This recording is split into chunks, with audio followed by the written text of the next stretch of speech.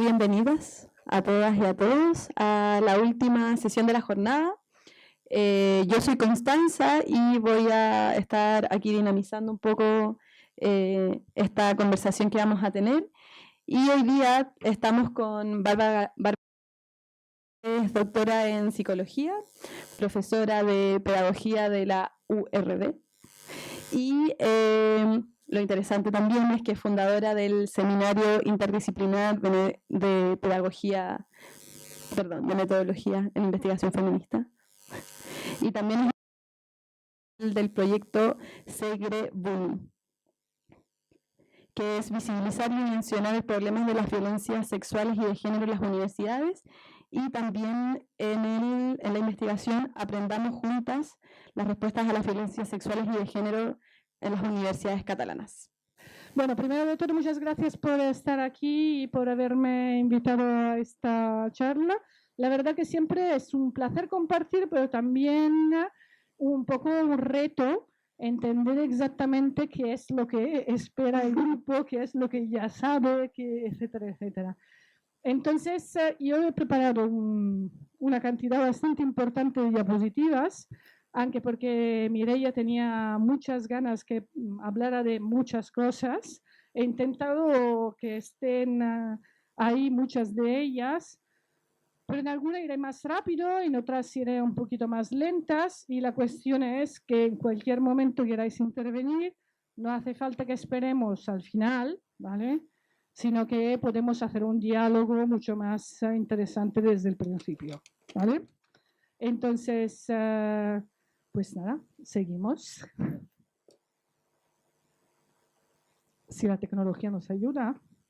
Ahí te ayuda. Vale. ¿Cómo voy a estructurar la charla? La ley en 3 niveles. Primero hablaremos de una manera bastante general de esto que suelen llamar ciencia con la C mayúscula y de la generización de la ciencia y los procesos de producción de conocimiento. Después entraremos como un caso específico de propuestas alternativas a las formas clásicas de ver la ciencia, a la propuesta en la investigación activista feminista, y después, como me ha sido pedido, también entraremos un poco más a ejemplos específicos de 3 proyectos en los cuales he participado para ver un poco la puesta en práctica, qué ha significado en estos proyectos y también qué dificultades hemos tenido, ¿vale? Entonces, primero, para mí es fundamental siempre por qué estamos incluyendo, por qué estamos pensando las maneras en que producimos la ciencia desde una perspectiva feminista. Obviamente por la importancia que tiene. Hoy en día, pues pensamos ahora al caso del coronavirus. Quien habla, si es científico, obviamente tiene un poder mucho mayor. Pero en cualquier cosa, ¿cuántas veces os ha pasado, por ejemplo, de decir algo a vuestras amigas o vuestros amigos y que delante de un problema que no nos hicieran ni caso? Y después dicen, ay, he ido al médico y me ha dicho de hacer esto, que es lo mismo que le has dicho tú. Ay, ahora le hago seguro. Y tú dices, vale. A mí me ha pasado incluso como psicóloga de decirle algo, o sea, como psicóloga, como amiga, pero que también soy psicóloga, de decirle algo y luego la gente ir a la psicóloga y decir, mi psicóloga me ha dicho, y dice, Bueno, esto no solo nos marca en estas pequeñas cuestiones de las relaciones humanas, ¿vale?, sino es que realmente todo lo que es reconocido como conocimiento científico está creando nuestro mundo y nosotras mismas, ¿vale? Entonces, claro, es fundamental pensar desde qué punto de vista lo estamos mirando, cómo se está creando esta visión, ¿vale? Y ya os podéis imaginar que obviamente estamos dentro de un régimen heteropatriarcal y que estamos bajo una ciencia heteropatriarcal. Entonces, os he traído ejemplos muy sencillos, ¿vale?, que no sabía exactamente si el público era más de doctorado o de grado, y entonces, bueno, lo repasamos un poco, ¿vale? El androcentrismo, obviamente, es una de las primeras críticas que se ha hecho a la ciencia, o sea, utilizar, por ejemplo, solo sujetos varones para identificar o para definir o para estudiar problemas o características. Pensamos el desarrollo molar de Kohlberg, ¿vale?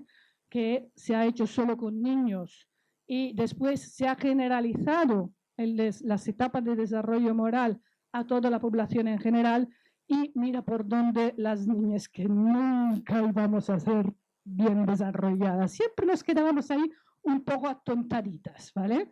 Obviamente, esto no quiere decir que esto es uno de los errores clásicos, que no se pueden hacer estudios solo con varones. Claro, depende de lo que estás estudiando. Si yo quiero estudiar la percepción que tienen los varones respecto a algo, pues tengo perfectamente derecho a hacerlo. Lo que no se puede hacer es generalizarlos y no darnos ni cuenta que lo estamos generalizando.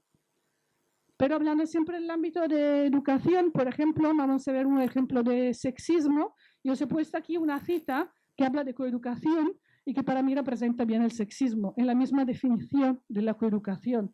Esta mañana ya lo hemos hablado. A nivel de educación hablamos mucho en nuestra sociedad de meritocracia. Tratamos todos por igual, olvidando que el punto de partida no es el mismo. Esto, por ejemplo, crea discriminaciones sexistas. El simple hecho de pensar que todos tienen que obtener y conseguir lo mismo. Vale. Y luego otra de las críticas clásicas que se han hecho desde el feminismo a la ciencia con la C mayúscula es la exclusión de los sujetos feminizados de los espacios de producción de poder, de conocimiento. Primero, ya que estamos en una facultad de educación, incluso no se tenía derecho a estudiar, pero después, aquí vemos, por ejemplo, la cuestión de las, a ver si funciona, de las relaciones de poder, cómo se sigue manteniendo, ¿no? Esta es el clásico gráfico a tijera, ¿vale? Donde podemos ver cómo las mujeres, cuando son la mayoría de estudiantes, pero si subimos en la escala jerárquica dentro de la universidad, la diferencia cambia muchísimo. Y esto implica, como además hay un sesgo privilegiante, normalmente la gente privilegia en las elecciones, en las votaciones y todo, las personas de su mismo género. Hay muchos estudios que ven que hay una cierta defensa en ese sentido. Si las personas que tienen más poder son las que están en los tribunales, son las que toman las decisiones, etcétera, etcétera, esto se mantiene, que esto hará que esta tijera no la podremos romper nunca, ¿vale? Entonces, las epistemólogas feministas no solo se han dedicado a criticar el sexismo, el androcentrismo y muchos otros sismos de la ciencia, sino que además han dicho, pues lo que tenemos que hacer es definir nuevas formas de entender la ciencia, nuevas formas de entender cómo se produce el conocimiento. Aquí os he puesto unas cuantas, tanto como hay diferentes. Adelante, adelante. La primera fila tampoco muerde, ¿eh? Creo, ¿eh? Los asientos, ¿alguien los ha hecho que son mordedores? No, ¿no? Vale. Pues no contestan, no. Pero no veo que saltan de la silla, o sea que seguro que le va bien. Lo que estamos diciendo, hay diferentes propuestas dentro de las epistemólogas feministas. Ahora os voy a decir una frase por cada una, sabiendo, y por favor, permitidmelo, que obviamente voy a simplificar muchísimo, y que si os vais a leer realmente estas autoras y especialmente lo que han escrito en los últimos años, lo que os he dicho parecerá muy simplista. Lo es, pero es que claro, en un segundo no podemos ir mucho más allá, ¿vale? Entonces, uno de los primeros críticas que ha habido a la ciencia ha sido por parte de las empiristas feministas, que también Sandra Harding la define como las empiristas feministas sencillas, ¿vale? Que son las que consideran que la ciencia en sí misma es objetiva. El problema es que los sujetos llevan a las ciencias sus propios sesgos, ¿vale? Entonces, para reducir este problema, lo que tenemos que hacer es aumentar la presencia de mujeres en los espacios de producción de conocimiento. A esta misma conclusión, pero desde un otro punto de vista, llegan las teóricas del punto de vista. Ellas no están convencidas de que las formas de producir ciencia no importan, sino parten de una visión más marxista, si queremos un poco también romantizadas, de que los sujetos que viven a los márgenes son sujetos de alguna manera menos, su forma de pensar es más pura, menos condicionada por las formas dominantes de pensamiento. Y por esto, aumentar la presencia de mujeres en los espacios de producción de conocimiento lleva a un saber menos contaminado, menos discriminatorio. Hablan del privilegio epistémico de las mujeres y de los otros sujetos que están en los márgenes, ¿vale? Las epistemólogas decoloniales nos contestan a todo esto diciendo: todas estas fantásticas críticas que estáis haciendo siempre parten de este punto de vista occidental, blanco, con una visión del mundo de la ciencia que es lineal, que habla de evolución, de progreso, etcétera, etcétera, y estáis excluyendo totalmente otras formas de pensamientos más complejas, menos lineares o de todas maneras diferentes, ¿vale? Tenemos que pensar de otras maneras también a la ciencia. Después están las empiricistas contextuales, que son como las amigas de estas, pero en una versión más evolucionada, ¿vale?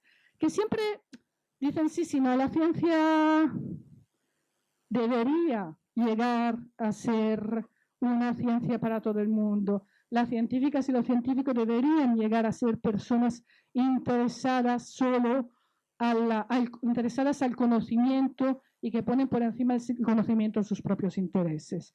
Y hablan de alguna manera, crear comunidades científicas que validan el conocimiento, ¿vale? Sin hablar exactamente de cómo hacemos porque dentro de estas comunidades desaparezcan las relaciones de poder. Yo personalmente no lo he entendido, igual alguien de vosotros sí que ha leído más cosas y nos puede luego comentar otras ideas, ¿vale? Y después hay toda la corriente que viene más de la mano, las propuestas de constructoras que dicen, bueno, la ciencia es de por sí completamente heteropatriarcal, lo que tenemos que hacer es deconstruirla y reconstruirlas de nuevo, ¿vale? Dentro de esta versión hay múltiples propuestas también y algunas son criticadas por algunas feministas, por ejemplo, no blancas norteamericanas, en cuanto tienden a llegar a un relativismo del todo vale, ¿vale? Y entonces, cuando hablamos de construcción, ¿de qué manera hablamos? Entonces, hecho este repaso muy de Big Nami aquí, os voy a presentar la epistemología que más me gusta personalmente y que obviamente siempre cuando lo que me gusta pensar es que a veces es muy fácil desde la posición del donde estamos ahora criticar lo que ha habido antes, ¿vale? Yo creo que Donna Haraway no hubiese podido llegar a pensar lo que ha pensado si otras 10, 20, 30 años antes no hubieses empezado con críticas que igual hoy en día nos parecen sencillas o incluso discriminatorias, ¿vale? Pero que en aquella época eran súper rompedoras, ¿vale? Entonces creo que esto es muy importante de tener en cuenta. Donna Haraway empieza su teoría del conocimiento situado directamente en respuesta a la teoría del punto de vista de Sandra Harding. Lo que ella critica es justamente esta visión que estamos diciendo romántica que hay detrás de la visión de que las mujeres son capaces de producir un conocimiento más puro. Sin embargo, sí que propone, está de acuerdo con el hecho de que tienen que haber más mujeres y más sujetos de colectivos minorizados en los espacios de producción de conocimiento, pero no porque tienen un conocimiento más puro, sino porque es imposible crear conocimiento sin hacerlo desde un punto de vista parcial y situado.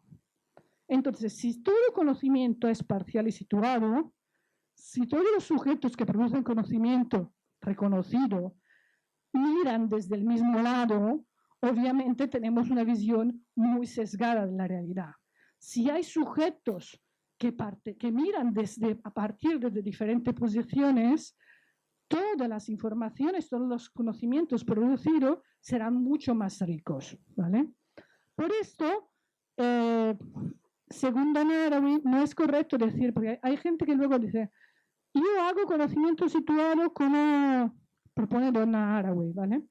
En cambio, tú estás haciendo un conocimiento no situado. Donna Haraway dice, todo el mundo hacemos conocimiento situado. Es imposible no hacerlo.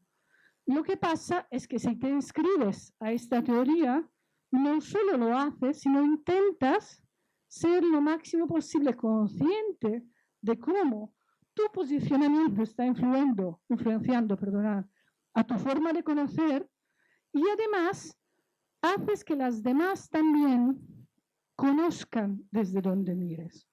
¿Y por qué es tan importante?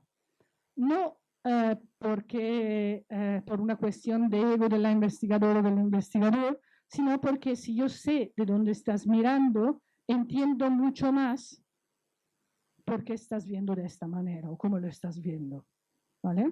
Entonces, la diferencia es que quien se sitúa en la epistemología del conocimiento situado intenta hacer este posicionamiento visible y a reflexionar de alguna manera sobre cómo esto afecta a su producción de conocimiento.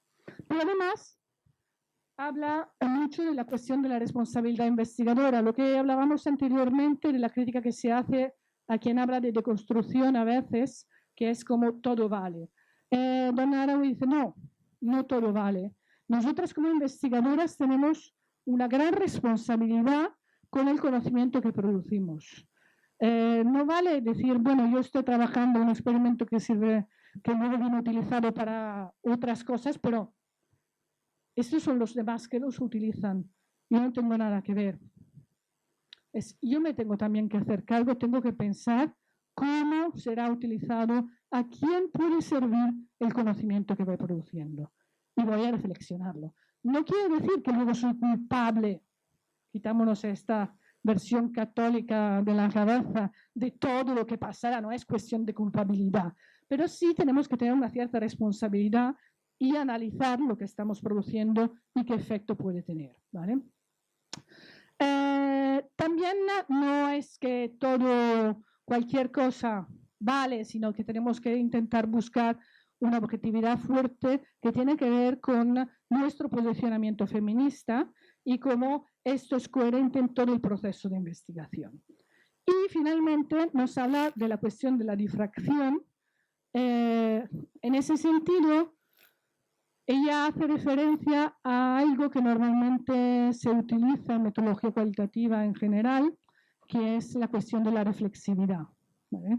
Todo estudio cualitativo debería hacer referencia a la reflexividad, tenemos que repensar lo que estamos haciendo, ¿vale? Y entonces sí, muy bien, es muy interesante, pero no deja de ser un ejercicio autorreferencial.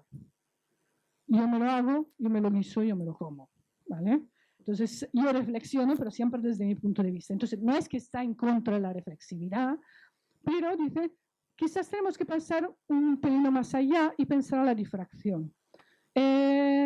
Seguramente cuando erais chiquitas habéis hecho el experimento en la clase del famoso vaso de agua. Le pongo dentro el agua a mitad, le pongo dentro un bolígrafo y veo que el bolígrafo hace así, ¿no? Es como si de repente el bolígrafo se vuelve torcido, ¿vale? ¿Por qué? Porque los rayos dentro del agua han hecho que la experiencia visual que tengo es diferente de lo que hay, del trozo de plástico que hay ahí dentro, ¿vale? De la misma manera, cuando el rayo de luz llega a esta ventana, se difracta en múltiples rayos de luces, ¿vale? Ella utiliza esta metáfora para decir, nosotras nunca podemos llegar a conocer las cosas así como son. Pero cuando llegan a través de nosotras como investigadoras, cuando nos atraviesan, ya las estamos transformando. Las estamos transformando en base a nuestras posibilidades y capacidades de conocer, de entender la realidad, ¿vale? Lo que podemos hacer y lo que ella aconseja hacer es que cuando nos atraviesan, reconocer que la estamos transformando y favorecer la producción de múltiples narrativas para que esta transformación siga viajando, ¿vale? Y múltiples sujetos de diferentes posiciones pueden a su vez recibir este conocimiento, este saber y reinterpretarlo, ¿vale? No sé si estoy yendo muy rápido o muy lenta. ¿Alguna cosa? ¿Comentarios? ¿Ya conocíais esta parte de epistemología? ¿No? ¿Y más o menos se ha entendido? ¿Alguien tiene duda? Estoy simplificando mucho, pero es una primera visión, ¿vale? Entonces, el error más básico que hay cuando se habla de conocimiento situado es que luego te llegan estas tesinas o trabajos finales de grados o incluso de doctorado, donde la gente te hace un capítulo o dos en que te explica todo lo que ha comido hasta el día anterior, ¿vale? Se pone ahí en el centro completamente, pero luego, cuando hace la utilización en la investigación, nunca piensa cómo su posición ahí a influenciar lo que estaba produciendo, ¿vale? Eso no es conocimiento situado. Esto es, digamos, sociedad del espectáculo dentro de la investigación, de alguna manera, ¿vale? Sin embargo, es verdad que es muy difícil porque no tenemos muchos ejemplos y muchos modelos de cómo hacerlo, o sea que tampoco hay que fustigarse, ¿no? Pero sí que la idea no es esta, ¿vale? Entonces, ha salido un poco así los movimientos. Lo que creo que es importante es repensar los procesos de producción de conocimiento, teniendo en cuenta que, obviamente, quien produce, el sujeto que produce conocimiento, no garantiza de por sí que el saber sea más complejo, más interesante, menos discriminatorios, ni mucho menos. Obviamente, recuperamos toda la crítica a la neutralidad y a la objetividad de la ciencia, tal como nos la han vendido. Si todo conocimiento es situado y parcial, nadie puede ser neutral y objetivo. Y esa es una cosa muy curiosa que cuesta mucho entender y es muy fácil encontrar, por ejemplo, en trabajos de doctorado, de máster, que la gente al final te dice, y voy a hacerlo de la manera más objetiva posible. No, habías dicho que usabas conocimiento situado, ¿cómo vas a hacerlo objetivo? No puedes. No confundamos el hecho de no manipular con el hecho de crear conocimiento objetivo, ¿vale? Una cosa es que yo analizo algo y me lo paso por, digamos, donde pueda y digo lo que yo pienso sin tener en cuenta lo que estoy analizando y lo que estoy viendo, que es manipular. Y otra es que yo no puedo prescindir de mí misma cuando hago un análisis. Me va a ser imposible. Yo no conozco a nadie que tenga estabilidad. Igual alguna divinidad es capaz de hacerlo, pero en este contexto yo lo dudo mucho, ¿vale? Entonces, no podemos ser objetivos y neutrales, declaramos, reconocémoslos y intentamos explicar cómo lo hemos hecho para que se entienda por qué hemos llegado a esta conclusión, ¿vale? Toda producción científica es un acto político, esto también es algo muy importante, y más cuando trabajamos, por ejemplo, en cuestiones de educación. Pensamos las repercusiones que va a tener en la vida de las niñas y los niños que serán los profesionales y las profesionales de mañana, lo que vamos a enseñarle y la forma en que se lo vamos a enseñar. Obviamente esto es un acto político y por esto tenemos responsabilidades y tenemos que posicionarnos también políticamente. También la cuestión de la representación y la interpretación, o que alguien habla también de traducción, ¿vale? Cada uno traduce, representa de alguna manera lo que está produciendo. bueno, no entramos en esto porque es más complicado. También es muy importante la cuestión del énfasis en los procesos y no solo en los resultados. Nos han enseñado que lo que tenemos que conseguir es llegar allí. Y muchas veces, especialmente en nuestras carreras académicas, todo lo que tenemos que hacer para llegar ahí, se pone un velo detrás, nos esconde y lo importante es haber llegado, ¿vale? La cuestión es, no, bajamos este velo y miramos qué está pasando durante el proceso de la investigación. Porque todo esto tiene una importancia muy grande. Igual no voy a llegar ahí, igual voy a llegar solo aquí, pero lo he hecho de una manera que es mucho más transformadora que si hubiese llegado ahí, ¿vale? En ese sentido, por ejemplo, estaba pensando la mesa de esta mañana cuando habéis presentado el proceso de innovación docente que habéis hecho vosotras. Claro, nosotras hicimos algo parecido el año pasado y ya tenemos todo lo que es la rubrica ya sistematizada y todo esto. Pero todo el proceso que habéis hecho vosotras de trabajo colectivo, de crecimiento colectivo, estudiantes, PDI y PAS, nos lo hemos saltado. El resultado puede ser, si tú lo ves, es más visible y más evidente. Pero, ¿cuántos resultados hay en todo lo que habéis obtenido vosotras? Un montón. Un montón más y un montón de prácticas que ya cambiarán simplemente por haber hecho este proceso, ¿vale? Entonces, es muy interesante esto. Otra cosa, la cuestión de muchas veces cuando hablas de metodología de investigación feminista, la gente dice, ¡ay! ¿Y cuáles son los métodos de investigación feminista? ¿Qué tengo que hacer?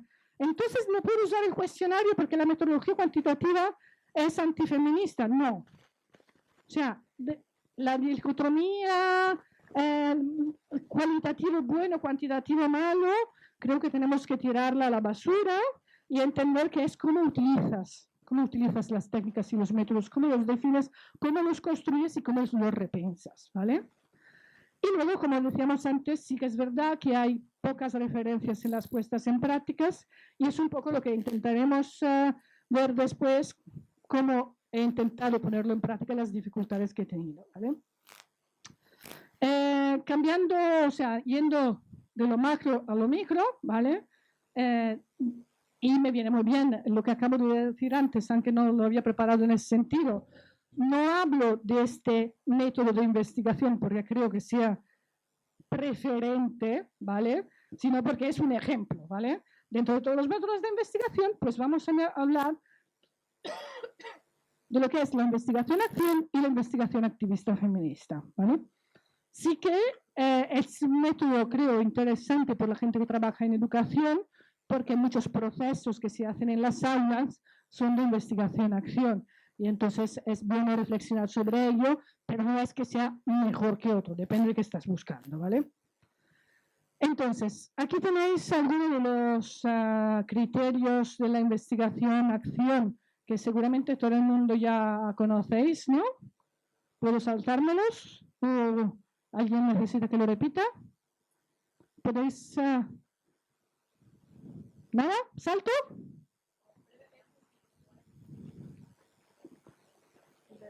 Vale, bueno. A ver, la cuestión básica de la investigación-acción es la reflexión durante todo el proceso y el intentar, o sea, los objetivos mismos de la investigación son objetivos de transformación social. Y ahí es muy importante entender que esto no significa que todas las investigaciones que quieren transformar son una investigación-acción. Yo quiero, por ejemplo, encontrar la cura por el coronavirus porque quiero que la gente no se muera y esa es una transformación, ¿vale? Pero el objetivo de mi investigación es encontrar una cura. No es transformativo de por sí. Luego su utilización puede ser transformativa. En la investigación-acción, la transformación se da durante todo el proceso. Normalmente hay dos tipos de investigación-acciones, pero la cual se habla más es la participativa, en la que los sujetos teóricamente están involucrados en todo el proceso. Digo teóricamente porque muchas veces se utiliza el término de investigación-acción participativa cuando no lo es. Porque para ser realmente participativa, los sujetos por ejemplo, si lo hacemos en una clase, las niñas y los niños, en la universidad, las estudiantes y los estudiantes, no solo tienen que participar, por ejemplo, en los focus group, a las entrevistas, le he pedido su opinión, sino tienen que participar en definir el método de investigación, en hacer la recogida de la información, en decidir cómo analizarlo, en decidir cómo interpretarlo, o sea, en todas las fases, ¿vale? Por esto también se habla que, se dice que todos los procesos de investigación-acción son también formativos, porque obviamente si la gente no tiene una experiencia previa de formación como investigadora, hay que acompañarles en este sentido. Pero una cosa es formarle, por ejemplo, a hacer una entrevista, otra es no reconocer que sobre el tema, por ejemplo, cómo se sienten las niñas y los niños, saben mucho más que tú, ¿vale? Entonces, esto es lo que ocurre en una investigación-acción, ¿vale? Por eso se suele definir como espiral de cambio, porque además durante todo el proceso tú puedes definir más o menos lo que harás, pero en realidad todo el tiempo, según lo que está ocurriendo, tú decides los pasos siguientes de la investigación. Sin embargo, es muy importante distinguirla de la acción en sí misma, porque mucha gente luego confunde cualquier intervención social con una investigación-acción por la cuestión de la importancia que se da a la sistematización y análisis de la información, que en las acciones muchas veces por tiempo no se puede dar, ¿vale? Esto, me voy un poco por las ramas, pero no quiere decir que quien hace intervenciones no produce conocimiento, sino que muchas veces este conocimiento no está sistematizado de una manera tal que puede llegar a ser compartido, a ser reconocido, a ser reutilizado, ¿vale? Que son dos cuestiones diferentes. Estoy simplificando todo mucho, pero bueno. Entonces, yo me inventé estos criterios de investigación activista feminista cuando estaba haciendo mi tesis de doctorado. Al principio quería hacer una investigación-acción participativa. Mi tesis de doctorado era sobre las relaciones de género en los movimientos sociales mixtos y quería hacerla participativa porque además era activista de varios movimientos mixtos y estaba en varios grupos feministas dentro de ellos y todo el mundo estaba muy, hay que investigar esto, hay que investigar esto. Pero obviamente, como muchas veces pasa, cuando empiezas a investigarlo, la gente, es su tesis, no es la suya, la gente no tiene tiempo de estar en todo el proceso de investigación. Y entonces descarté de hacer una investigación-acción participativa, que no quiere decir que no utilizar hábilmente a todas mis amigas y compañeras en todos los momentos posibles e imaginables para debatir con ellas del tema y aprender un montón de lo que me estaban contando. Claramente sí, pero el peso grande era mío, ¿vale? Entonces también pensé, claro, la investigación-acción, disculpar, por su forma de ser también se puede hacer solo en determinados contextos, en determinados lugares, con la participación de sujetos, etcétera, etcétera. Pero ¿qué quiere decir? Yo no puedo hacer una investigación sobre el agua de una manera activista. Claro que sí. Y entonces pensé, a partir de las epistemologías me inventé unos decálogos que luego se transformaron en decálogos y que ayer lo transformé en dodecálogo porque no quiere ser una nueva jaula interpretativa, son cosas que he ido poniendo y que me han servido a mí, que pero otra gente puede repensar, reutilizar y modificar, ¿vale? Obviamente, compromiso para el cambio social, la ruptura de la dicotomía público-privado, creo que no hace falta explicarlas mucho, la relación de interdependencia entre teoría y práctica, el reconocimiento de la perspectiva situada, la asunción de responsabilidades, la valoración y respeto de la agencia de todas las subjetividades participantes. Y aquí sí quería decir una cosa, porque en la última mesa esta mañana, hablando de consentimiento, se ha hablado de cómo los ejes de opresión influyen en la posibilidad que escojas, que puedas expresar libremente tu consentimiento. Pero luego se han hecho algunas afirmaciones que me han dado la idea que alguna persona lo había interpretado como que las personas que están en situaciones de opresión fuerte nunca pueden ser capaces de tener consentimiento. Creo que esa es una visión que no respeta su agencia, ¿vale? Una cosa es reconocer que obviamente desde el privilegio es mucho más fácil decidir lo que te da la gana, ¿vale? Otra cosa es pensar que gente que está en situaciones oprimidas nunca es capaz o puede consentir. Esto es una actitud muy patriarcal, ¿vale? Hay mucha gente muy empoderada que en algunos momentos de su vida toma decisiones de una manera u otra. Y la decisión puede ser también decido o consiento algo porque es lo que prefiero yo en este momento. Lo prefiero porque estoy en estas situaciones y en estas condiciones de posibilidad. Yo creo que es imposible a conseguir aquel espacio del que hablaba la última ponente completamente libre de relación de poderes, porque las relaciones de poderes son ínsitas las relaciones humanas, ¿vale? Entonces la cuestión es cómo trabajamos las relaciones de poder y no tanto como negarlas, porque si no muchas veces hay lo que Joe Freeman hablaba de la tiranía y la falta de estructuras, ¿vale? Me he ido un poco la olla, pero quería comentarlo porque tenía que ver con hoy, ¿vale? Entonces, mirad, justamente esta puesta en juego de las relaciones de poder, la continua abertura a ser modificados por el proceso, eso es algo muy importante. Esta es una cosa muy difícil y más cuando vienes desde una perspectiva activista. Tú cuando vienes de una perspectiva activista, tú ya has hecho tu diagnóstico, tú ya sabes lo que quieres decir y muchas veces cuando vas a investigar, estás intentando demostrar lo que tú ya sabes. ¿Vale? Claro, esto no es una buena manera de investigar, porque y además es completamente inútil.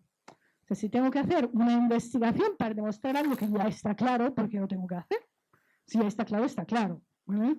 Lo que tengo es ser capaces a ver que igual había cosas que yo pensaba, que la pensaba de una manera reduccionista, hay otros elementos, o incluso hay cosas que son completamente diferentes como la pensaba, ¿vale? Normalmente no es tan drástico, ¿vale? Pero sí que hay cosas que hay que seguir poniendo en duda, ¿vale? De la reflexividad de la difracción ya lo hemos hablado.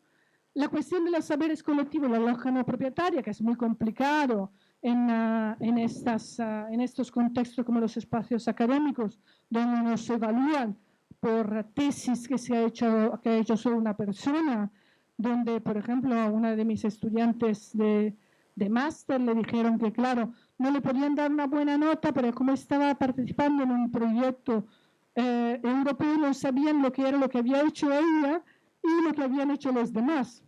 Cuando yo, como directora suya y directora del proyecto, mencioné que además que lo que había presentado, lo que había hecho ella, obviamente en interacción con los demás, por supuesto, porque si no, el saber es muy pobre si lo hacemos individualmente, ¿vale? Pero seguimos con esto, ¿no? Y la lógica no propietaria, por ejemplo, hoy estabais mencionando pues el hecho de poner en el repositorio digital, en Creative Commons, distribuir, especialmente la mayoría de investigaciones que hacemos, las hacemos dentro de los espacios académicos porque tenemos subvenciones o sueldos públicos. Entonces, es absurdo que investigamos con sueldos públicos y los resultados los mantenemos en privado, ¿vale? Aunque a veces, por cuestiones de la misma situación académica, que por ejemplo tienes que publicar en revistas de impacto y las revistas de impacto no te dejan poner en Creative Commons, etcétera, etcétera, tienes que buscar escapatorias para hacer circular tu conocimiento también de otras formas, ¿vale? Otro tema muy importante es, lo hablé delante de un buen vino con una amiga francesa, uno de los temas que nos falta todavía es, estamos en contra de decir todo vale, ¿vale? El conocimiento no deberían solo evaluarlo, por ejemplo, yo siempre le digo a mis estudiantes, claro, tenéis que usar artículos académicos porque así tenemos una cierta seguridad que un mínimo de contexto tienen, de rigor tienen, porque claro, si no, me empiezan a buscar en internet de cosas de las que no tienen ni idea y te acaban diciendo, no sé, que la autora esta se ha muerto hace 3 días cuando ha cenado con ella la noche antes. Y dices, no todo lo que encuentras por ahí es conocimiento. Entonces, ¿cuál es el problema? Pero que no hemos pensado procesos de validación de conocimiento que sean mucho más colectivos, que sean mucho más feministas, que no sean solo dentro del espacio académico, pero que tengan lo que es una validación de este conocimiento, ¿no? Sí que hay experimentos, por ejemplo, todo lo que son las Wikipedia,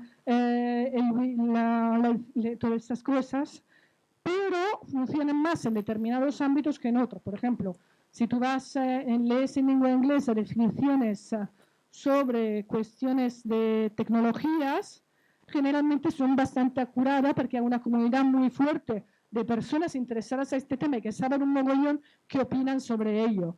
Pero si empiezas a mirarte las definiciones en catalán, por ejemplo, y de cosas más sociales, ve que muchas veces, en castellano también, pero en catalán, como es una lengua de aún menos personas que lo están haciendo, que a veces aparecen cosas que la primera persona que escribió algo así y nadie más lo volvió a mirar. Y igual esta persona no era exactamente la más experta, pero como no ha habido validación, ¿vale? Y lo que esto ya lo hemos dicho, entonces no lo vuelvo a repetir, ¿vale? Entonces, pasamos ahora a la fase ejemplos. ¿Cuánto tiempo he tardado? Lleva más o menos 40. Uy, vale, tengo que correr entonces. ¿Cuánto tiempo tengo en total? Claro.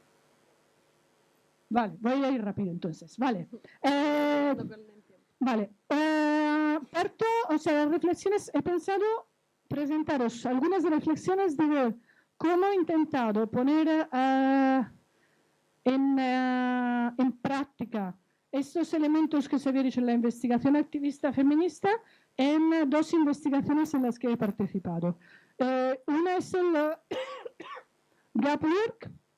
Las 2 son proyectos europeos, de estos no de las convocatorias H2020, bueno, son de la DAFNE, que es la característica principal y más importante, es que tienen que ser investigaciones, acciones con una buena parte de práctica y que además tienen un tiempo bastante reducido, o sea, 2 o 3 años ya tiene que estar todo hecho. Por ejemplo, en este caso, teníamos que diseñar y evaluar formaciones para profesionales que trabajaban con jóvenes en la prevención de la violencia de género, ¿vale?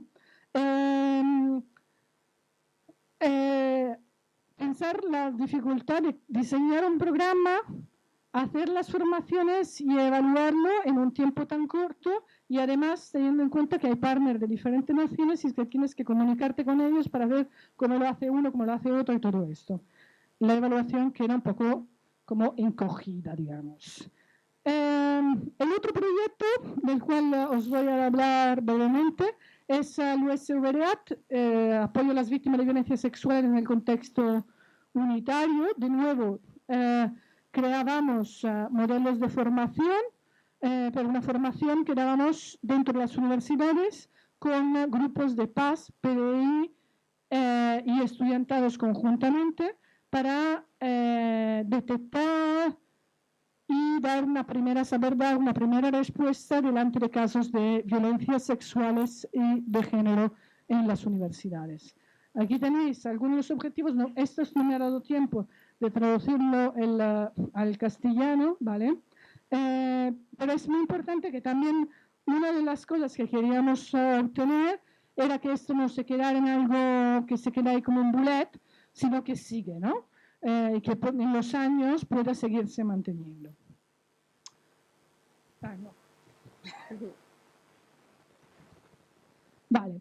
Entonces, ¿en qué sentido estas investigaciones son activistas feministas? Os he intentado traer ejemplos, luego ya me podéis criticar, comentar, cuestionar, cualquier cosa funciona perfectamente, ¿vale? La primera cuestión que le veo es ya a nivel conceptual el hecho de intentar cambiar, utilizar paradigmas que no son los más comunes que se han utilizado en las investigaciones que tienen que ver con violencias sexuales en las universidades. Nosotros utilizamos el tema, la terminología violencias de género, refiriendo también a las violencias que sufren las personas por sus opciones sexuales o de expresión de género o de identidad de género no normativas. Para nosotros es importante entender que aunque los dos elementos puedan tener especificidades que obviamente hemos de tener en cuenta, hemos de considerar, etcétera, etcétera, las raíces son muy comunes y por eso en una formación se pueden abordar de una manera conjunta, ¿vale? Entonces, esta primera idea, intentar con todas las dificultades, algunas de las cuales igual en el debate hablaremos, intentar mantener siempre una perspectiva interseccional, no solo en esta visión de la violencia, sino también entender y hacer reflexionar a la gente con qué pasaría si además esta persona que está sufriendo esto es racializada. ¿Qué pasaría si es diversamente hábil? ¿Qué pasaría? Etcétera, etcétera. ¿Vale? Segundo elemento que hemos intentado, voy cogiendo cosas de una y de otra investigación, no hay de las dos todos, sino voy saltando un poco para poner ejemplos, ¿vale? Otra cuestión importante es el cuidado del contexto. Por ejemplo, dentro de las universidades no podemos, o sea, obviamente hay toda una cuestión, los espacios universitarios son espacios que dentro de estas sociedades se reproducen las mismas discriminaciones que en el resto de la sociedad, pero también tienen particularidades. Y, por ejemplo, la jerarquización de poderes que hay en las universidades y especialmente en este momento de precarización muy grande que hay del personal universitario es muy fuerte. De hecho, en nuestro caso estamos en un sistema un poco esquizofrénico, pero permitirme disculparme por la palabra, que es entre el feudal y el pseudo-familiarista, ¿vale? Y el pseudo-liberal. O sea, te piden, ay, no, tienes que tener esto, la hipermeritocratización, que está también en las universidades como Estados Unidos, Inglaterra, etcétera, pero al mismo tiempo todavía existe el sistema feudal según el cual si no le rindes homenaje, pleitesía al director de grupo, no vas a poder mantenerte en la universidad. Obviamente todo esto crea unos problemas muy importantes. Entonces, otro elemento importante es contextualizarse, arraigarse y también ofrecer denuncias a un problema, en este caso, un problema todavía poco reconocido. Sí que hay activistas dentro de las universidades que llevan años haciendo cosas, por ejemplo, haciendo cosas en ese sentido, es verdad, poniendo protocolos, intentando hacer acciones y todo esto, hay mucha gente, pero sigue siendo muy poco reconocido. Entonces, a veces cuando le das, ya sabéis, cuando se produce en una investigación internacional y así, de alguna manera no pueden callarse tanto, ¿no? Entonces, echas un cable a quien ya estaba trabajando en ese sentido. No reducir los problemas estructurales a cuestiones o soluciones de buena voluntad. Para mí esa es una cuestión que me creaba contradicciones. Vale, estamos creando formaciones, estamos formando gente que trabaja con jóvenes o estamos formando a profesionales que trabajan en la universidad o estudiantes, etcétera, para que sean capaces de acoger, ¿vale? Pero hemos de seguir reconociendo que hay un problema que es de tipo estructural, que la gente puede mejorar su sensibilidad, pero si no cambiamos también el sistema como está hecho, no vamos a obtener mucho. Y por esto introducimos en lo que es la investigación también todos los elementos de análisis y críticas de los protocolos de actuación que hay en las universidades y propuestas de mejoras, ¿vale? Otra cuestión que hemos intentado introducir es la lógica colaborativa y la ruptura de la dicotomía público-privado y teoría práctica. Por ejemplo, en el Gapwork, todo el programa formativo lo hemos diseñado colaborativamente con dos asociaciones que son Tamaya y Candela, que desde hace años trabajan en Barcelona con una perspectiva feminista, con mujeres que han sufrido o sufren violencias de género y en prevención, ¿vale? Y entonces la idea era como desde un punto de vista más pedagógico, académico y desde un punto de vista más de las prácticas, como aprender también las unas las otras, ir repensando las formaciones y en esta espiral típica de toda investigación-acción también irlas modificando durante el proceso. En la segunda investigación solo lo hemos hecho desde la universidad, pero sí que lo hemos hecho colaborativamente, por ejemplo, mucho desde Cataluña y desde el País Vasco. Luego hemos tenido derivas un poco diferentes, pero siempre con mucho contacto y colaboración, ¿vale? El hecho, por ejemplo, de ofrecer un enfoque educativo no formativo, no se trata de dar receta, no se trata de enseñar esto es así, esto debe ser así, porque esto lo que lleva es a un discurso mucho del políticamente correcto, que ya es muy frecuente, por ejemplo, en el Gap Work, cuando educamos, bueno, hicimos estos procesos con maestras de escuelas, educadores juveniles y todo esto, el discurso se lo sabían perfectamente. No había nadie que dijera, no, pero hablar en masculino, femenino no es correcto, no, todos se lo sabían muy bien. Pero cuando luego hacíamos trabajos en que se ponían en juego, allí las contradicciones individuales de cada una surgían más, ¿no? Entonces, pensar que una formación de este tipo, por ejemplo, requiere un trabajo de un viaje personal bastante importante, ¿vale? Esta es, por ejemplo, la espiral que hemos hecho sobre lo que consideramos que sería importante para una primera acción. Y, por ejemplo, una de las cosas que hemos también cuidado es la cuestión de la terminología utilizada en contra de la clásico detectar. Por ejemplo, hemos hablado de percibir, ¿vale? Que es muy diferente tener un enfoque nosológico o médico en que te proponen una serie de ítems, tú pones sí, no, y esto es el resultado, o tener una visión mucho más abierta en que tú percibes y tú puedes percibir un malestar y no estar seguro que hay violencia de género ahí, pero tú percibes que está y esto, aunque no sepas si eso o no es, ya puedes empezar a actuar, ¿vale? Uno de los problemas graves es que con todas estas campañas que hay en contra de las denuncias falsas, etcétera, la gente está muchas veces posicionando en el tipo, ay, no puedo hacer nada porque si hago algo es que estoy ya considerando que la otra persona es culpable. No, estás considerando que hay alguien que está mal y que necesita tu ayuda, punto. Y esto es verdad independientemente que la otra persona realmente haya hecho algo. No es a ti igual definir o decidir si lo ha hecho o no, ¿vale? Bueno, en algunos exámenes sí que lo es, pero no es de todo el mundo normalmente, ¿vale? Otra cuestión, intentar tener modelos de evaluaciones complejos, respetando múltiples actrices y fases.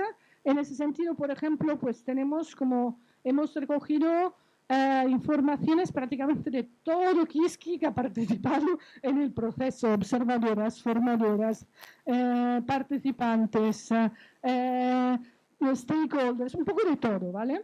Uno de los problemas que hemos tenido es que luego no ha sido fácil analizar realmente toda esta información, sobre todo de una manera sistematizada que necesita la investigación. Sí que lo hemos ido haciendo en las reuniones periódicas para poder hacer las modificaciones, pero un buen análisis ha sido muy complicado, ¿vale? Luego seguiremos con ello. Otra cuestión es, por ejemplo, redefinir las prioridades en las evaluaciones, hablando específicamente, como en este caso, nuestra investigación-acción preveía también diseñar y evaluar unas formaciones, ¿vale?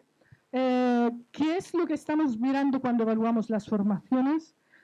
Por ejemplo, estamos evaluando si han aumentado la puntuación de aquí a aquí. Esto realmente es positivo. Y hemos intentado definir, por ejemplo, 6 áreas que tienen que ver con criterios de contextos, de contenido, pedagógicas, de respuesta, de influencias y difractivos en las formaciones. Y aquí os he puesto un ejemplo, ¿vale? de algunos de los criterios que hemos ido mirando sobre los criterios pedagógicos, por ejemplo, introduciendo mucho más la importancia de elementos de pedagogía feminista. ¿Podemos hacer una formación sobre violencia de género sin usar perspectiva pedagogía feminista? Para mí es una contradicción. Entonces, también evaluarlos desde este punto de vista es muy importante, porque como decíamos, no solo es importante el resultado, si las estudiantes han o no aprendido una determinada cosa, sino también todo el proceso.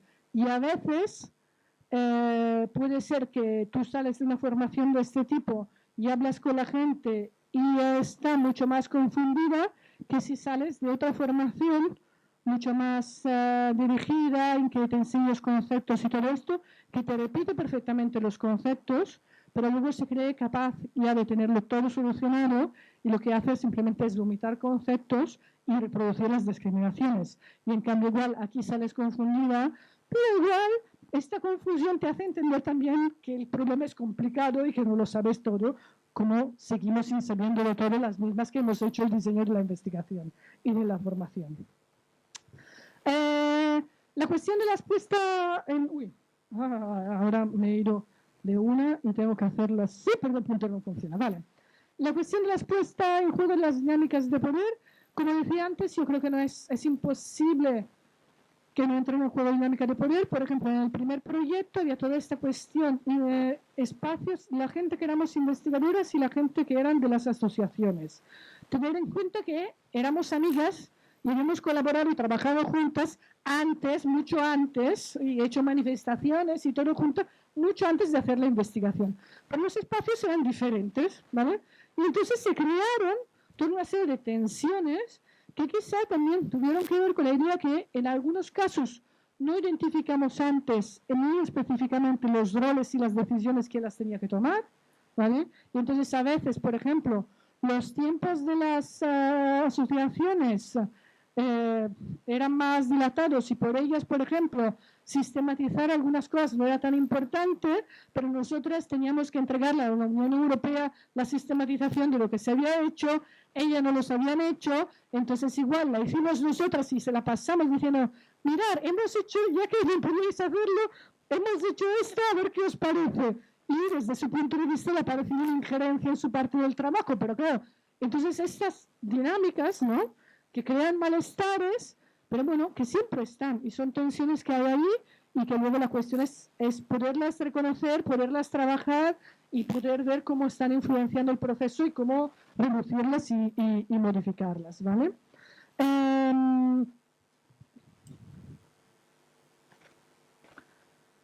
Otra cuestión, pues, es la cuestión de abrir la cocina en la investigación, por ejemplo, ahora, pero también en algunos otros trabajos que hemos hecho, pues intentamos siempre pues, explicar justamente todas estas dificultades que hemos tenido. Porque de la ciencia clásica nos venden que la investigación es lineal y que no hay errores, y hay estudiantes que luego le queda la cabeza en el mundo y dicen, es la 10ª vez que me haces cambiar los objetivos. Es que no sé escribir objetivos, no, es que es normal, cariño. O sea, es que esto le pasa a todo, aunque después de muchos años sigues cambiando los objetivos al final de la investigación. Y esto es así, pero no te lo enseñan, ¿vale? Y hay cosas que cometes errores. Igual lo tienes muy claro, sí, hago una investigación activista feminista, y luego metes la pata un montón de veces, ¿no? Entonces, bueno, vamos a analizar cómo hemos metido la pata y cómo podemos aprender de ello. Hay cosas que igual te das cuenta porque te la dicen otras, porque si no, no te hubieses ni dado cuenta, otras que te das cuenta tú misma. Bueno, hay varias opciones, ¿vale? Pero es muy importante compartirlas, ¿vale? Por ejemplo,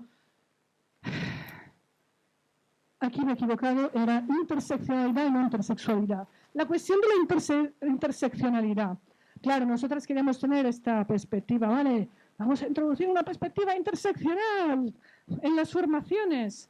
Y claro, tú introduces esa perspectiva interseccional y le explicas, no, porque las violencias de género no solo las cometen las mujeres, las cismujeres sobre los cishombres y todo esto, y la gente se queda con, las mujeres también maltratan a los hombres. Y tú dices, ¡oh! Vale. Esa complejidad, ¿vale?, es muy difícil de introducir y es una cosa que nos nos ha vuelto muy complicada, se nos ha vuelto muy complicada. Y la cuestión también, claro, estamos hablando de interseccionalidad y somos un equipo básicamente de mujeres blancas, europeas, y no hay ninguna mujer de otro lugar, ninguna mujer con capacidades diferentes, etcétera, etcétera. ¿Qué vamos a hacer, no? Pero bueno, ha pasado, lo reconocemos, pero es una contradicción, ¿no? Estamos hablando de esto sin que haya sujetos que pertenecen a otros colectivos, ¿vale? Después, la cuestión, claro, la cantidad de informaciones que teníamos era brutal, como os decía, diarios de campus, fichas de recolección, etcétera, etcétera. Y entonces, ¿dónde acaba el límite entre la experiencia, la percepción, yo he percibido esto, o lo que tenemos que analizar también esto dentro del contexto, lo he percibido o no lo he percibido? ¿Dónde acabamos de poner, vale, estos son los datos que luego analizamos, no metámosle más cosas adentro, ¿no? Es un tema muy complicado. Y cuando hay, por ejemplo, vamos a llamar la triangulación, ¿no? Entonces teníamos mucha triangulación ahí con diferentes sujetos, ¿vale? ¿Y qué pasa cuando, por ejemplo, las personas que han vivido la experiencia te cuentan una narración diferente de las que estaban ahí conduciendo el taller? Triangulas y ¿cómo evalúas esto? ¿A quién le vas a dar más peso al final? ¿Vale? ¿Y cómo tiendes, obviamente, a darle más peso a las que piensan como tú? Porque piensas que lo han visto más, pero luego piensas, hostia, pero claro, esto estoy inferiorizando a los demás.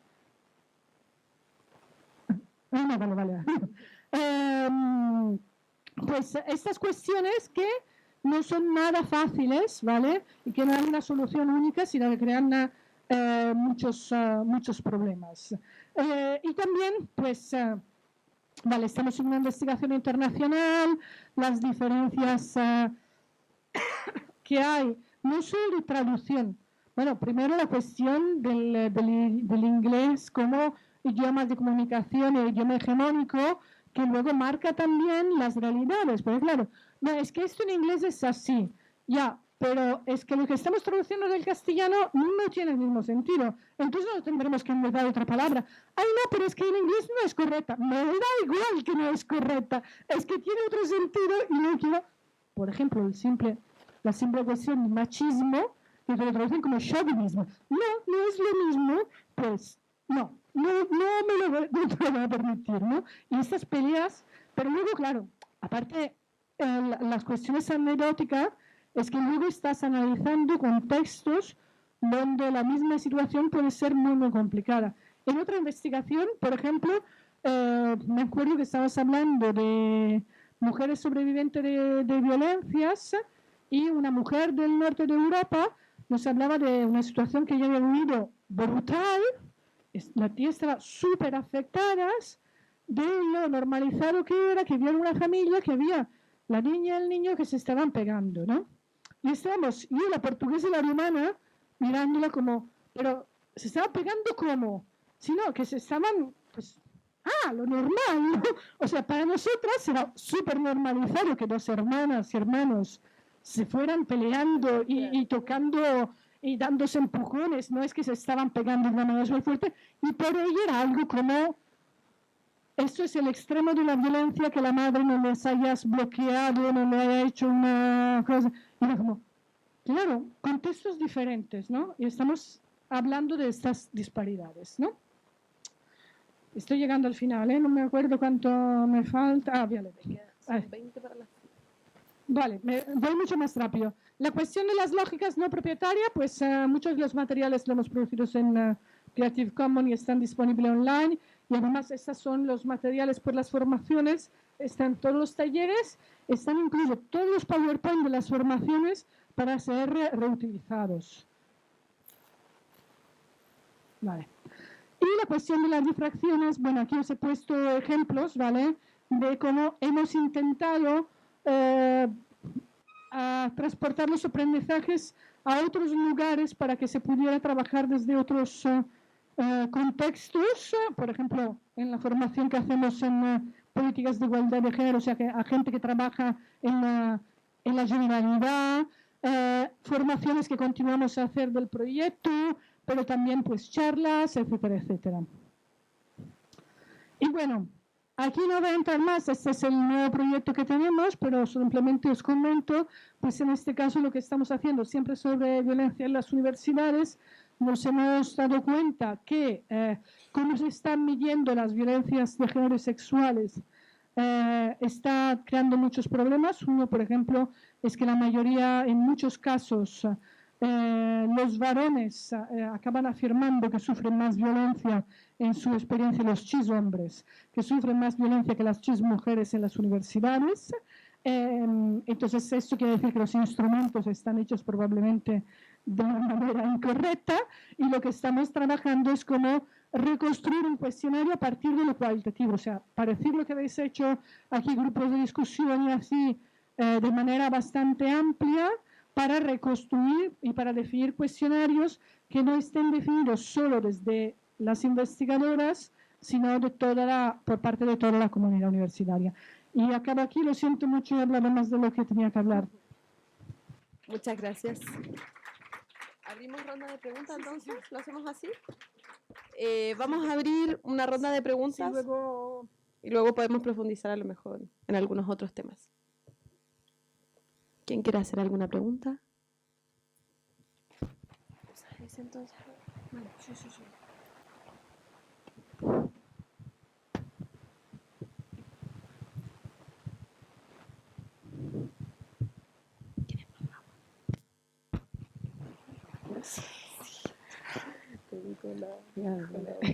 Gracias por la charla.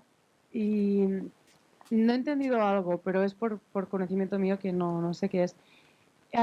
Hablabas de, me acuerdo de las palabras feudal y pseudofamiliarista.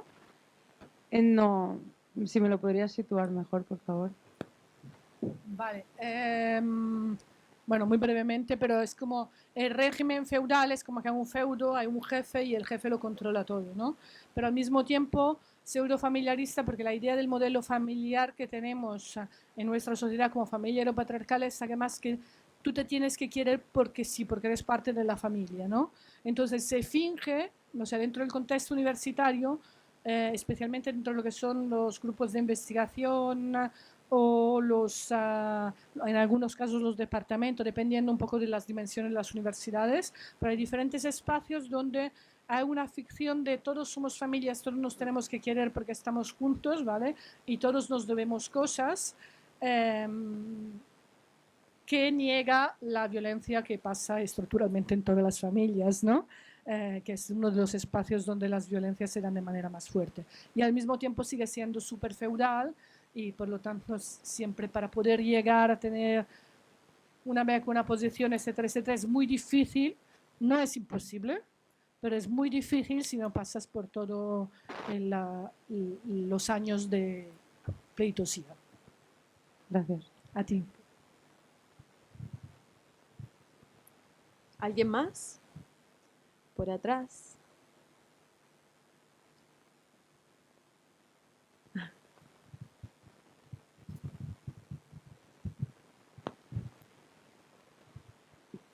¿Cómo resuelve el conflicto de eurocéntricas según lo que plantea Yuderki de Spinoza?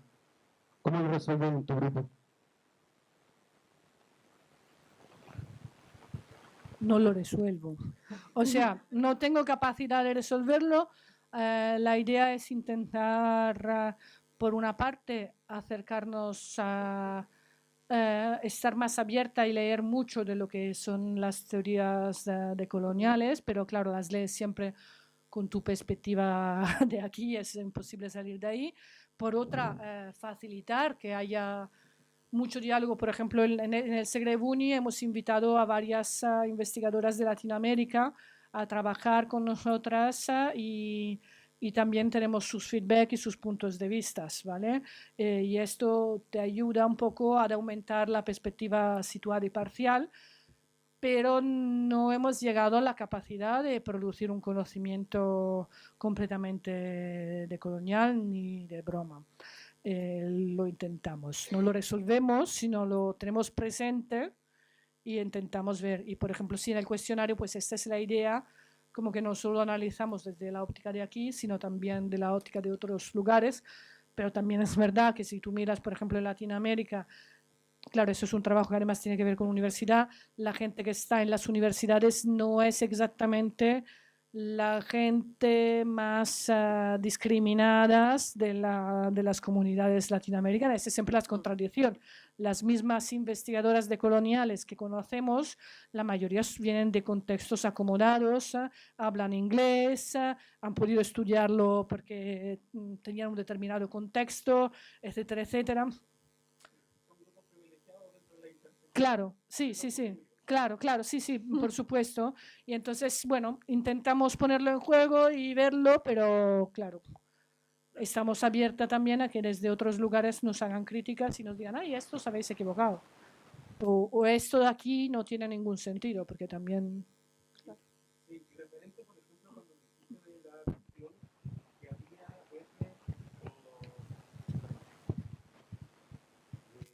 en un momento dijiste el tema de que se tenía que rescatar la visión desde el último bloque, desde los participantes, para poder desarrollar nuevos protocolos.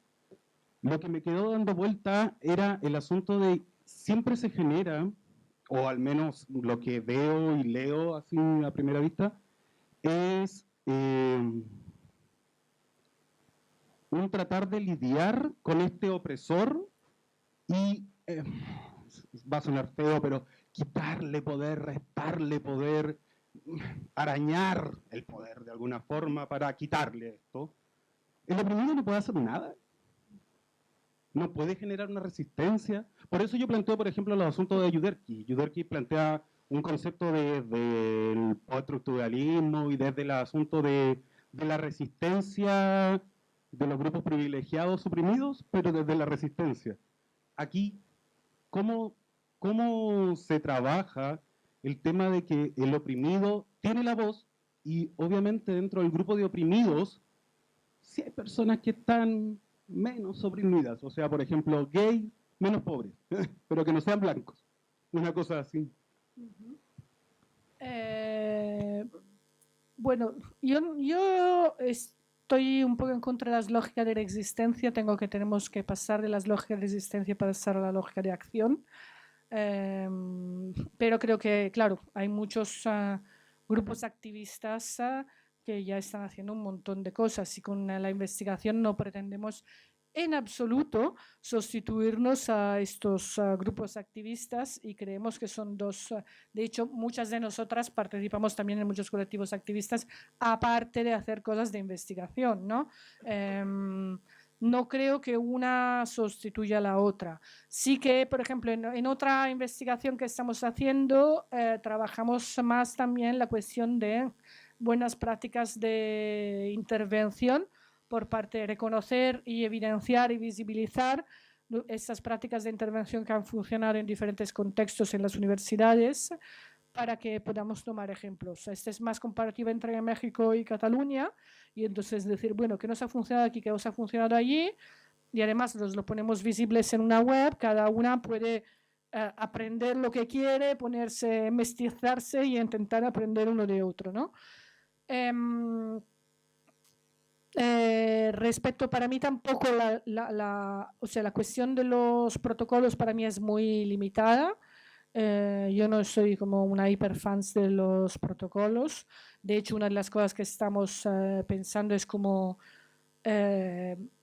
también evidenciar que los protocolos son insuficientes y no hay unas políticas integrales de abordaje de las violencias sexuales y de género. Y lo que aquí estamos haciendo es más construir un cuestionario para visibilizar, porque creemos que en las herramientas que hay ahora, todo lo que no es... sí que hay algunos cuestionarios, por ejemplo, dedicados más a la comunidad LGTBI, especialmente a nivel internacional, pero están como muy segmentados, muy parcializados y se analiza un poco todos los efectos interseccionales que hay dentro de las violencias. Y la idea es intentar visibilizar esto. A veces, cuando consigues obtener un dato estadístico, es un primer paso para reconocer algo. Es una lástima porque luego la investigación cualitativa a mí es lo que más me gusta, sinceramente, pero es un poco como ha pasado con las violencias dentro del ámbito familiar. Hasta que la gente no ha empezado a hacer estadísticas, no se ha reconocido que estaba. Y había trabajos buenísimos sobre el tema, pero no se reconocía como un problema social. Y la idea un poco con el cuestionario es ofrecer una herramienta para que no homogeneice este problema, para que no excluya sujetos, sino intente ser lo más amplio que podamos, que obviamente, y la idea es luego hacerlo público y también permitir, justamente por estas cuestiones que estabas diciendo, de las diferencias, por ejemplo, interculturales, que desde otro contexto se coja y se modifique y se adapte a las necesidades a los contextos y sea un instrumento que pueda crecer y mejorar. Sí, bueno, la primera cosa que quería decir es que como pues feminista latinoamericana estoy completamente de acuerdo que la mayoría de veces cuando pues venimos a... ¿Me escuchan? Sí. ¿Se escucha raro? Cuando venimos sí ocupamos ese lugar de privilegio en la academia, o sea, como solo quería reafirmarlo, pero en realidad mi pregunta es, pues para usted en su visión del mundo, la afirmación de que todas las opiniones son respetables, ¿qué postura toma sobre esa, pues en el mundo de lo políticamente correcto? Últimamente he escuchado mucho eso, ¿no? Como toda opinión es respetable y demás, y desde el conocimiento situado, ¿usted qué piensa de eso, de que toda opinión es respetable? Yo no pienso que toda opinión es respetable. Yo pienso que las opiniones de los racistas, de los fascistas, no son nada respetables y no me gustan nada sus opiniones y sus ideas. Digo que todos los puntos de vista son respetables, o sea que hemos de respetar y aprender que la gente mira desde lugares diferentes. Pero luego lo que piensas y lo que dices y lo que haces tiene unos efectos también. Y en ese sentido también para mí depende mucho de quién y cómo, ¿vale? En el sentido que, por ejemplo, el otro día vi un mini vídeo de una señora que hablaba de algunos chicos homosexuales, ¿vale? Era una señora como de 90 años y la utilización de las palabras que hacía era como súper discriminatoria, pero lo que era su discurso era completamente en positivo y completamente abierto, ¿vale?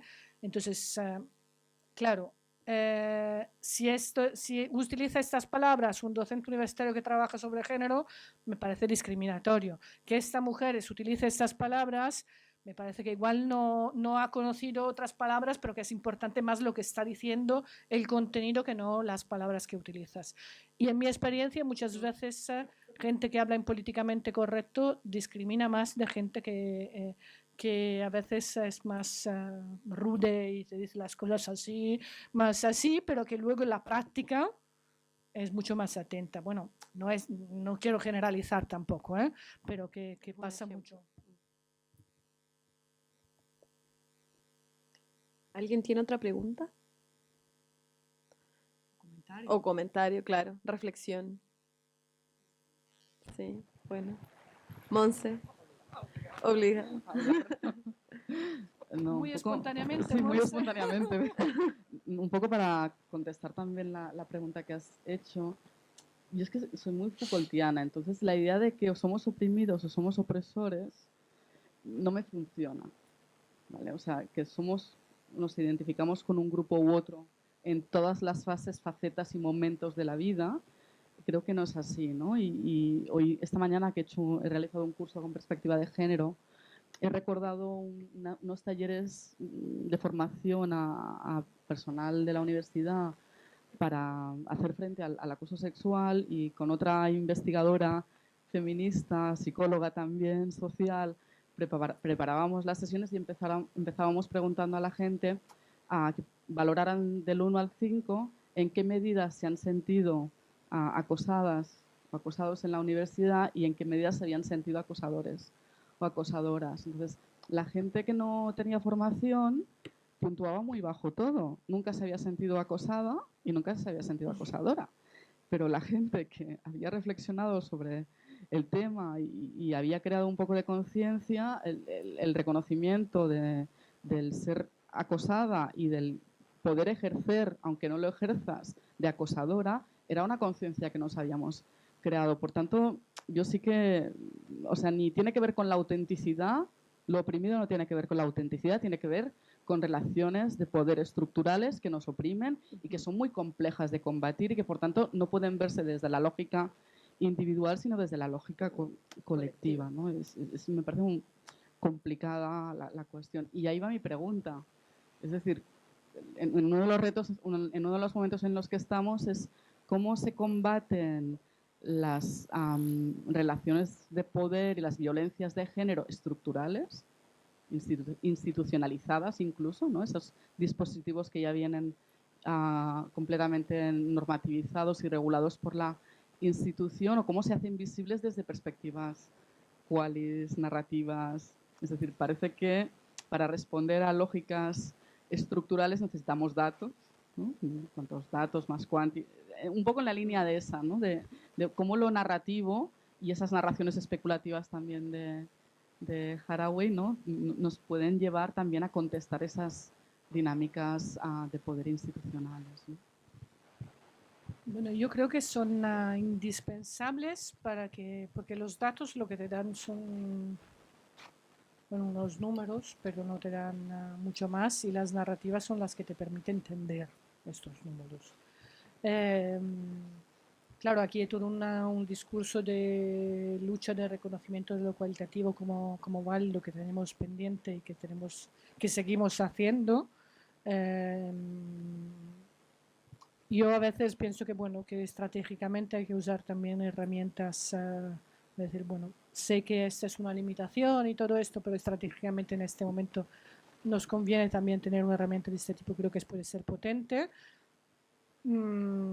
porque de narrativas tenemos bastantes y son ya muy potentes, y creo que si realmente se consigue esto, se puede volver a dar la importancia a las narrativas, y estas van a llenar mucho más de contenido, y entonces no los veo como antagónicos, sino como unos espacios de colaboración. De hecho, una de las cosas que también, o sea, la idea que tenemos es definir el cuestionario, que aparte, la idea es que también en el mismo proceso de definición de cuestionario, como se trabaja mucho, se está también visibilizando y trabajando y creando sensibilidad en el mismo proceso. Entonces, sí que hay una herramienta Quanti, pero hay toda una parte de acción ya en el mismo proceso. Pero además, una de las cosas que tenemos después de haber hecho los cuestionarios es hacer como una guía, o unas recomendaciones metodológicas para cómo aplicar una investigación que sea quanti-quali. O sea, usar el cuestionario y una parte cualitativa, ¿no? Y cómo irlas combinando. Esa es la idea, o sea, no solo el cuestionario, sino ofrecer el cuestionario y unas recomendaciones para que sea quanti-quali, ¿no? No creo que sea siempre necesario lo quanti, ni mucho menos, pero en este momento que hay poca visibilidad, creo que puede dar un pequeño empujón. ¿Alguna otra pregunta? Sí. Que justamente cuando hablábamos de resultados en nuestro grupo de aquí de la Autónoma, creo que ya se ha comentado que una duda importante que tenemos es cómo afrontar el tema de la evaluación. O sea, ahora pensando como en las docentes, y te quería preguntar si tienes o habéis encontrado algunas formas, algunas indicaciones para hacer evaluación feminista o en perspectiva de género, que hemos encontrado que a nivel metodológico vemos algunas estrategias, a nivel de espacio vemos algunas estrategias, a nivel de contenido también, pero en la evaluación es verdad que a nivel de discusión de grupo no hemos llegado, pero yo individualmente, y creo que también va a ser un tema a discutir, no tengo de momento mucha idea. Si tienes alguna aportación. Vale, ¿te refieres a evaluación de los estudiantes? Sí, por ejemplo, de un trabajo, de la asignatura, sí, plan Vale. docente, no tanto de investigación. A ver, yo tengo muchísimas contradicciones ahí. Lo reconozco porque, bueno, una de las cosas que es aconsejable hacer seguramente es utilizar diferentes métodos de evaluación. Porque, bueno, a alguien le es más fácil hablar en público y a alguien le es más fácil escribir un texto. A alguien le es más fácil contestar en un cuestionario y a alguien le es más fácil. Y hay también criterios generalizados por las preferencias de cada una. Entonces, si usas múltiples tipologías, obviamente es más fácil que en la media al final reduzca estos sesgos. Pero claro, hay un problema gravísimo que cuando te encuentras con 50, 60, 80 estudiantes, lo que quisieras es que la evaluación fuera mucho más personalizada, que pudiera tener en cuenta de dónde parte cada uno y parte cada uno, pero es que no llegas. O sea, antes, esta mañana me acuerdo el primer ponente que decía, no, claro, yo siempre le pregunto el nombre, le utilizo el nombre con el que ellos y ellas se identifican. Yo no me acuerdo los nombres, yo lo he de conocer, yo no me acuerdo los nombres de la mayoría de mis estudiantes. Lo siento, es así. Y no es que lo descuido, es que no me acuerdo los nombres de la mayoría de la gente que conozco. No solo de los estudiantes y las estudiantes. O sea, y es un problema importante porque, claro, cuando hay estas cosas, por ejemplo, de gente que no quiere ser identificada con el nombre que tiene apuntado ahí, es complicado, claro. Es verdad que si lo sabes es más fácil, como no te pasa que sean 30 o 40 que quieren un nombre no binario, pues es más fácil que igual de aquella persona justamente te acuerdes, ¿no? Pero también luego es como, claro, y me acuerdo justamente de aquella persona. O, por ejemplo, yo trabajando en educación, claro, tengo aulas con 50 personas, las que hay 3 tíos. Claro, los nombres de los tíos me lo aprendo de seguida. Y dices, hostia, pero claro, es que son 3. Y es mucho más fácil, ¿no? Entonces creo que el problema en la evaluación grande es que tenemos es el sistema universitario en sí mismo. Y que además hay un problema muy importante, yo sería como casi de decir que haya formadores y la evaluación va por otro lado. Porque lo que pasa es que hay un problema muy grande en las mismas dinámicas de clase, que hay mucha gente que está más pendiente a cómo va a aprobar la asignatura que no a lo que estamos debatiendo. Y en lo que te dicen, lo que te pueden dejar de decir y todo eso según lo que piensan de cómo lo evaluarás y todo. Y ese es un drama. Es un drama que yo creo que no hay por dónde pillarlo. Entonces, creo que el sistema de evaluación, para hacerlo realmente feminista, se debería cambiar completamente el modelo que tenemos aquí en las universidades. En los máster puede ser un poco más fácil a veces, tienes grupos mucho más pequeños y entonces, claro, hay como toda una serie de... Es más fácil de conocer la gente, es más fácil hablar, es más fácil tener en cuenta otras características, otras cosas, etcétera, etcétera. Pero en la carrera es muy complicado, o sea que seguimos pensándolo juntas, también si llegáis a más ideas, encantada. ¿Alguien más? ¿Tiene otra pregunta? ¿O alguien quiere hablar de alguna investigación que ha hecho o que piensa hacer y de alguna duda que tiene sobre lo que le ha pasado o sobre lo que quisiera que le pasara? O aprendizaje, que nos quiere comentar.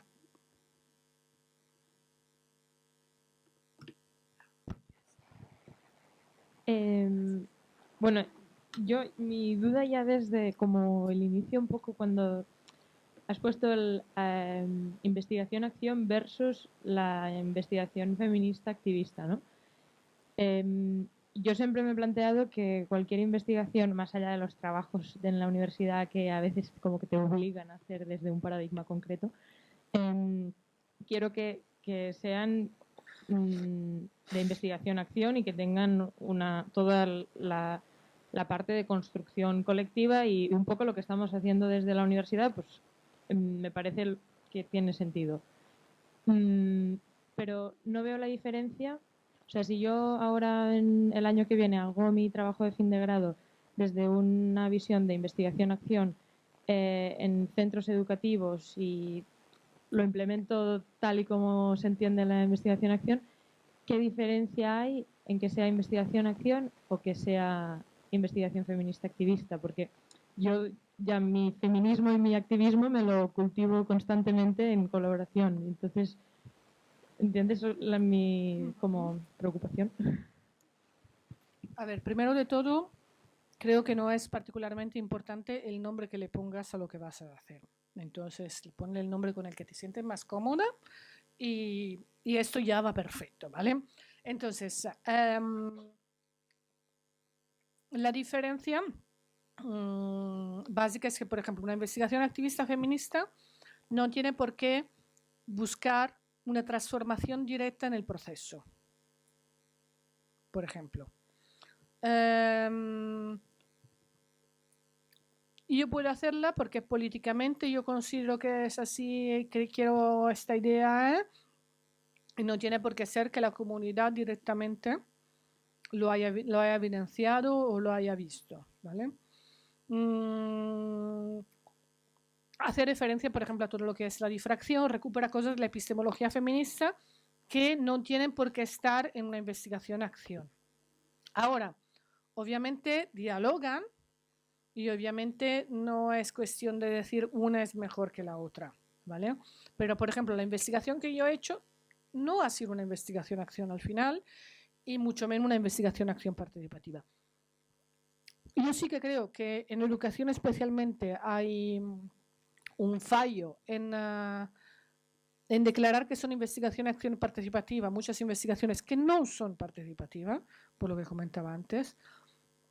Y a mí me parece como más una cuestión de honestidad intelectual, decir que, oye, si no va a llegar a ser participativa, porque es muy difícil que lo sea, porque requiere mucha implicación por parte de la gente que está allí y al final, normalmente en un trabajo final de máster o de grado o de doctorado, es muy complicado que sea realmente así y no le quita cosa, pero es reconocerlo, decir, bueno, si no es participativo, no lo es. Y la cuestión es esto, o sea, entre tus objetivos, por ejemplo, ¿hay algo que sea realmente de transformación en el mismo proceso y todo esto? Bueno, yo creo que las cosas son más, o sea, es una visión más amplia que no busca la transformación, no tiene por qué ser directamente en el proceso, sino puede ser también a posteriori. Recoge estas cuestiones de la epistemología feministas que no están explicitadas en la investigación-acción, pero esto no quiere decir que haya gente que aplica la investigación-acción de una manera que sea muy feminista. Seguro que las hay.